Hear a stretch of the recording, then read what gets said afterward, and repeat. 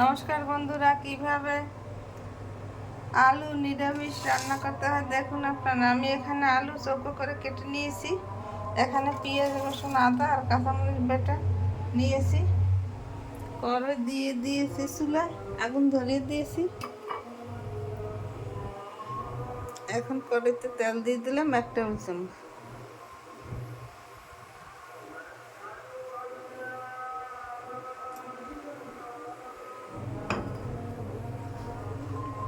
তেলের মধ্যে তেজপাতা আর দারচিনি এলাচ দিয়ে দিলাম। এখন আলু দিয়ে দিলাম।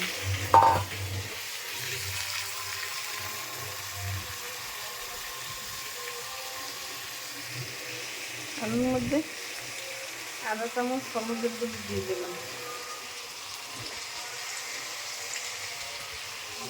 1 চামচ লবণ দিয়ে দিলাম।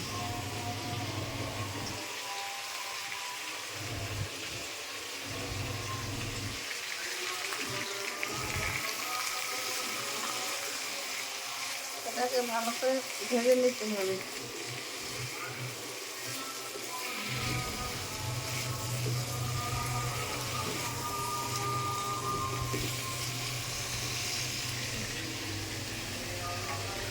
পেঁয়াজ রসুন আদা কাঁচামরিচ দিয়ে দিলাম।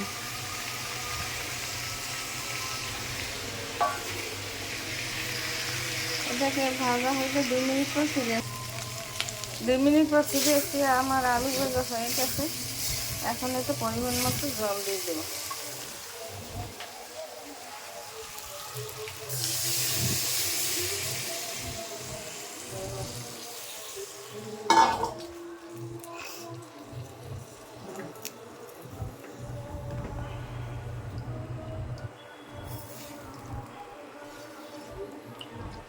পরিমাণ মতো জল দিয়ে দিছি। এখন এতে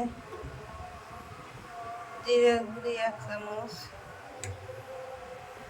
হলুদের গুঁড়ি 4 ভাগের 1 ভাগ,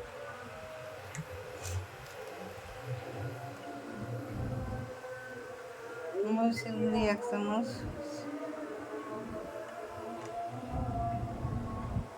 ধনিয়ার গুঁড়ি আধা চামচ,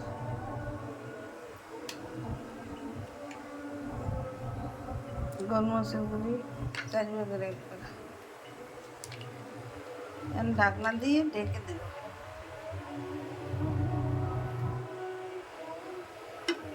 আমি 2 মিনিট পর ফিরে আসছি। 2 মিনিট পর ফিরে আসছি আমি।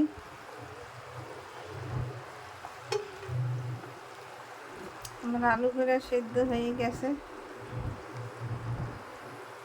একটু পরেই নামিয়ে নেব।